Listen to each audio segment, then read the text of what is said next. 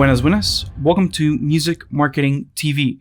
I'm Kevin Ochoa, and today we're going to be taking a look at how to use DrumComputer from Sugar Bytes.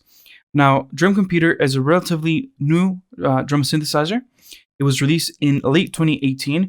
However, there's a few new features I want to share with you guys, such as the sampler, the analog section that complements the wavetable. Let's see, you can see right there. So let's hop on over. Let's play back.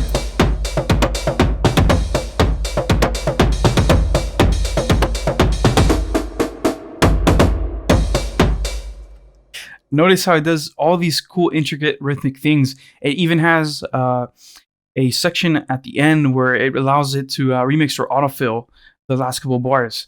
So it's really, or the last couple beats. So it's really, really cool as a drum machine. Now, synthesis-wise, it's also quite impressive. Let's take a look at the drum synthesizer in this video, and in other videos, we're going to look at the sequencer and the drum kit and how you can lay it out on your keyboard. So first of all, let's come over to the init section. Let's go to Sugar Bytes, and we're going to init the program. Now, very briefly, to sequence something in here, you simply go to the sequencer and you left click to add the steps. Now we're going to be focusing on the synthesis section, so I'm just going to do a 4-on-the-floor kick drum. So let's go back to the one, which is that first, that first synthesizer out of 8 of them. And we have, besides the global section, we have 3 sections. We have the resonator, the wavetable, and the resynthesis section. Now, if we look at the global section right here, we have a preset for a specific type of instruments. We have a kick, we have snares, we have claps, we have percussions, we have hi-hats, cymbals, and synths. So it's very interesting that we have all these different possibilities just using these 3 oscillators. Now, if we click on this button right here, we get a random sound crate generated. As you can see, I'm in the synth section right now, so it's going to create a synth. If I were to go to the snares,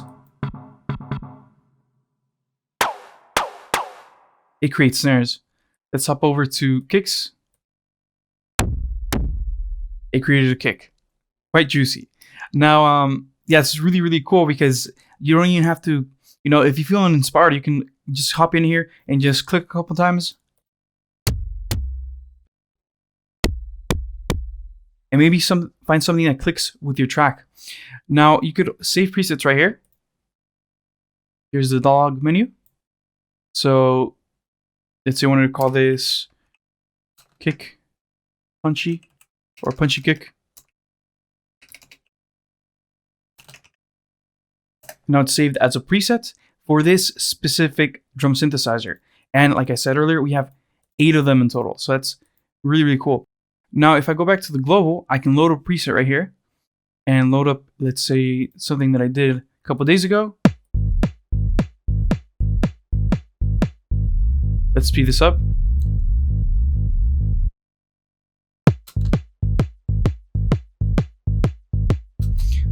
Kind of like a Melbourne bounce type of thing. Let's go to a different one.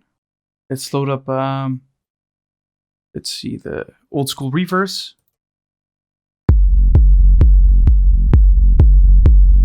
Man, that sounds like a techno track already. So it's quite a powerful synthesizer. As you can see, we have a punch, we have a bass section, and we have a little click on top. So that's what we do with what we generate through the resonator, the wavetable, and the resynthesis. Let's init this one more time so you can get a clean sound out of the box, and we can start designing things ourselves. Now that we know how to manage the preset section. By the way, I think I forgot to mention this, but over here on top, you have the overall presets for the whole computer. So let's close this by selecting the init. And now we have init on all these. So it's going to choose some pretty standard sounds. But let's stick to the kick drum because that's the easiest way to learn how the synthesizer works. So let's press play. Oh, of course, I have to go to the sequencer. There we go. Hop back to the kick. And let's mute the resynth. and the analog section, or the wavetable section. So here we have a resonance, and as you can hear, this little click starts becoming a note once you push the resonance up. This is because this is based on a filter. So if I were to, for example, load a fat filter volcano and I would pull up the resonance, it would kind of imitate that sound. Let me show you. So I have here the fat filter volcano. Let's run some audio. It's a bit loud.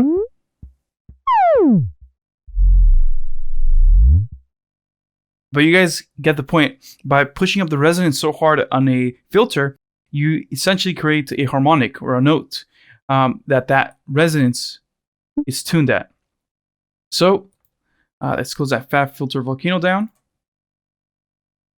And let's take a look at the other parameters here. We have the filter type. This is high pass, band pass, and low pass.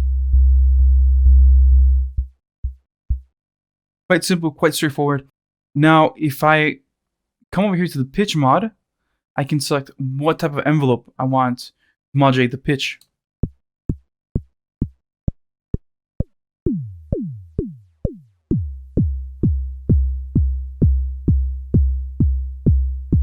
And I can create a punchy kick drum now.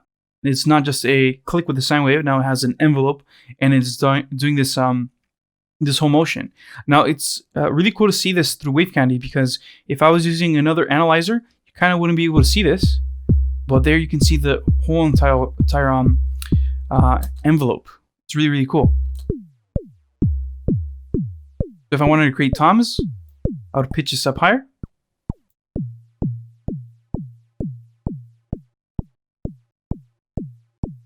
Right there. Maybe add some tone to this.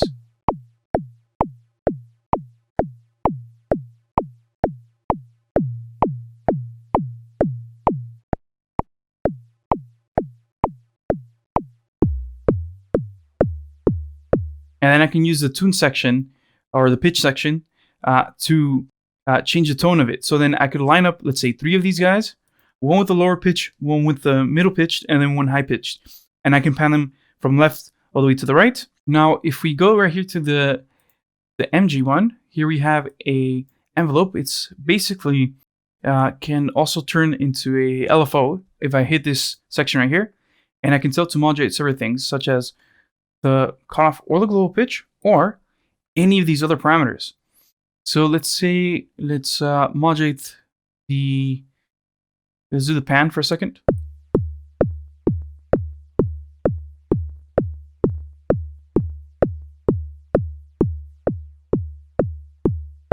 You can hear it moving around. Now this might not make sense for a kick drum.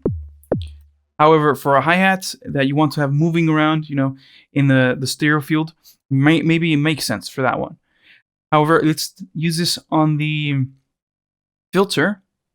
Let's go to cutoff, and let's send this oscillator now to the filter by clicking this button right here. And here we have the filter. We have different types of filters. We have high pass, peak, band pass, low pass, vowel, and notch. If I click on low pass and I make a high Q, check this out. I can modulate this thing. If I add more partials,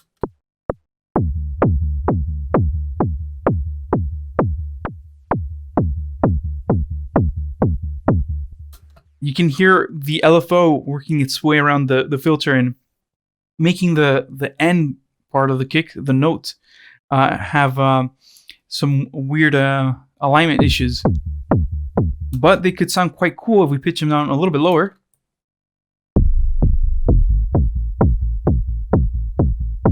Almost sounds like a reverse bass. However, in this case, what we're going to do is set this to be one-shot mode. We're going to map the speed to be, let's see, 116, and then we're going to change this envelope type to up and logarithmic. This way, at the beginning, we start off with the cutoff at its position, and then it opens up.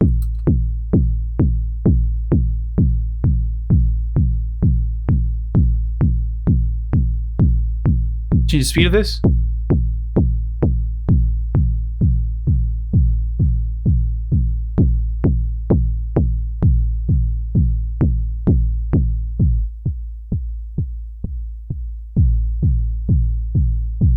Then we can also affect that parameter negatively.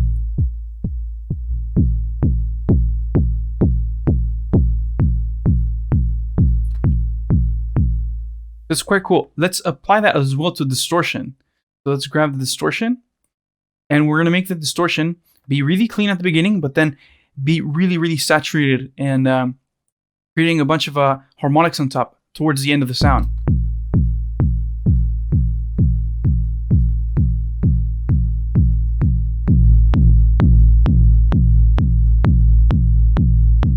If I were to push it the other way, you get the distortion first, right? Okay, I think we should add a click now. I'm gonna skip briefly through the wavetable. We're gonna hop over to the recent section. Here we can add different little samples. Let's add a simple sample, and let's solo it for a second by clicking this little speaker up here. I can change the color of this sample. And what's really unique to DrumComputer is this decay knob. This decay knob is fantastic for extending the sounds out of a noise or noisy instrument. So if you can have a shaker, a ride, a crash, whatever, and you can really extend it. Check this out.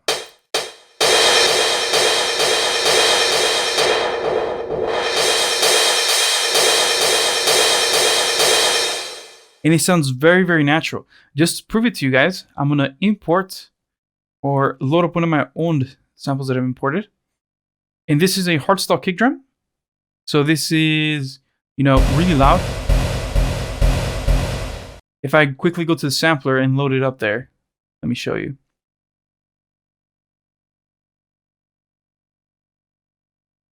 It appears I don't have it there. Let's see. Load sample. Let's just load up, let's load it up right here. You hear it? That's the little click. Let's come over here and load that one up.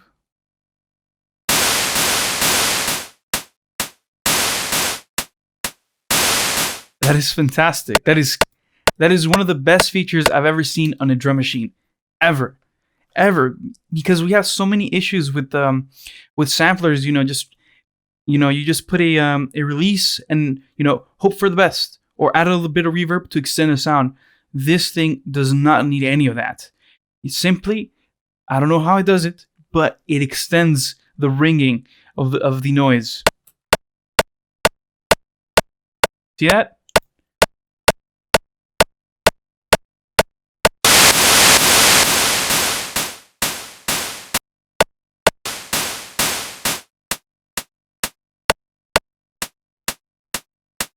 Same exact sample. Anyways, we can also modulate this with the pitch. We can do, invert the controller here.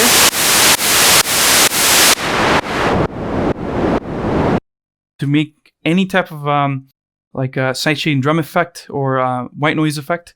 So it's quite cool for that. You could use it in one of the layers, and just fade that in, while you're DJing or, doing a live set.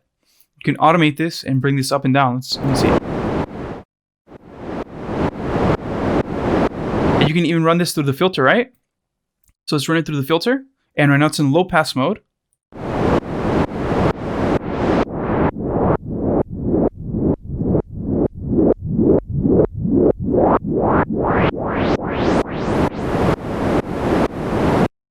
And it's as easy as that to create a little riser or whoosh effect here inside DrumComputer, which is, not bad at all because it's just supposed to be DrumComputer. But with that technology to extend the noise out of a click, you really can do quite a lot of sound design tricks here.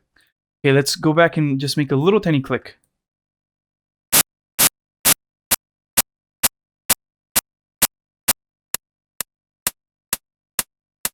And let's start with the resonator.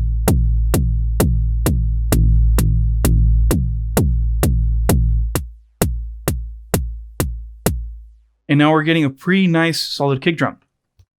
Now if I go over to the compressor here,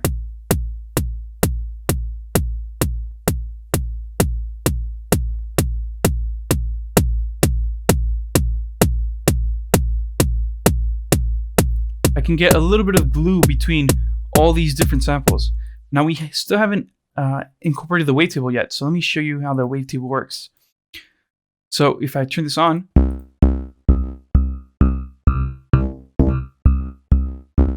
and use the position knob right here, you can hear how we're running through, I believe, 16 different waves and morphing between them. Now I can control the decay of these. Watch. Or this one wave with the decay right here. I could also come into this matrix right here and set this to be one shot by not, enabling that. Without this on, it's just one shot. Let's turn this into a envelope. Just set it to exponential down, linear. And then we're gonna modulate the wave.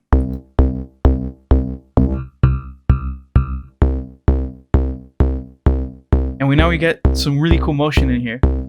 The next thing I want to do is throw this through the filter.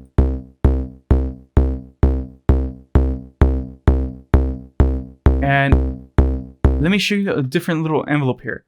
Let's go to AD 3 and 4.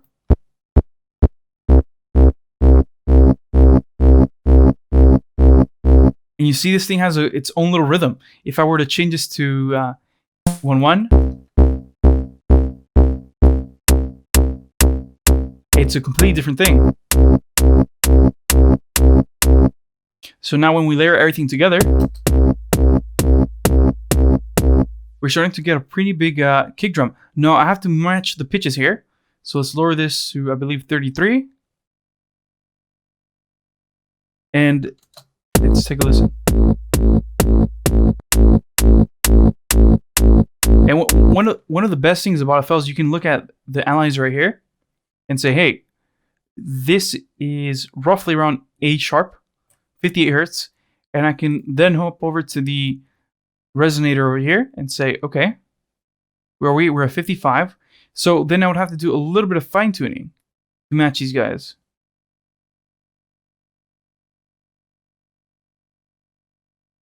I don't even have to listen to the audio. Let's see.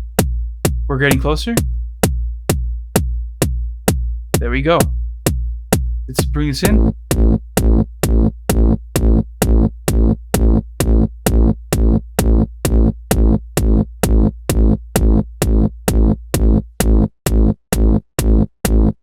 And now I can bring back the resonator because now the wavetable is playing the bass part in the kick drum. Cool. And yeah, it's pretty much, how you make a kick drum in here, how you make a percussion. If I wanted to pitch this up higher, let's do 40.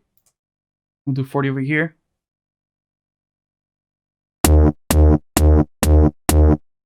We get a different sound. Let's do 54.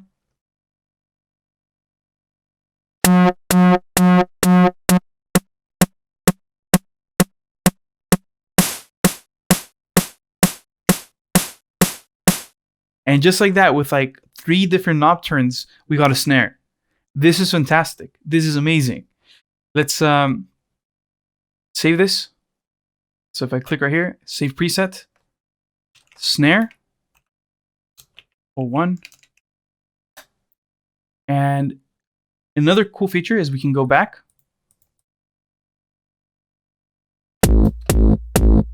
And we're back at our kick drum. I believe I skipped a little too far.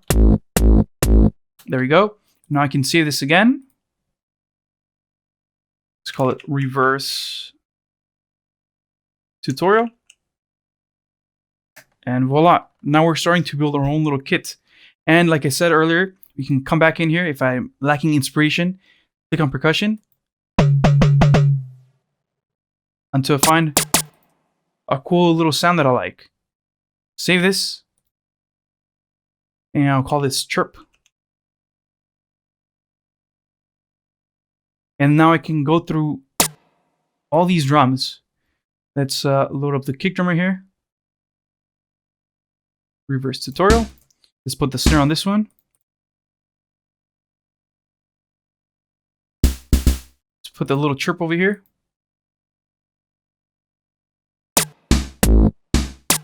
And we're starting to have that little thing, those little sounds that we created. And now we can load them up here. Let's do with the little chirp somewhere around here. Try this. It sounds a bit ridiculous, but let's mix in some of the reverb here.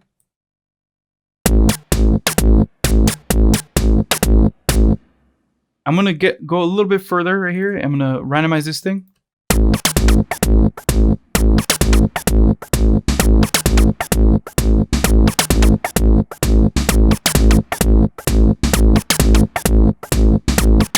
Let's add a hat right here. I know I'm going a little bit further than I said with the sound design, but this is just too fun. Let's grab this right here and let's run it through a high pass.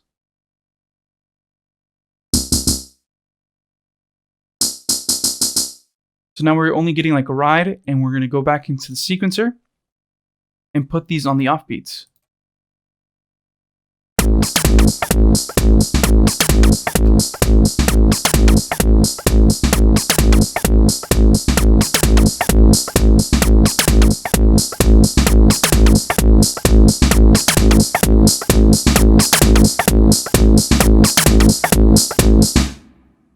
And there you go. We're starting to create a nice little groove with our own sounds. Maybe I would add a little bit more decay to these guys.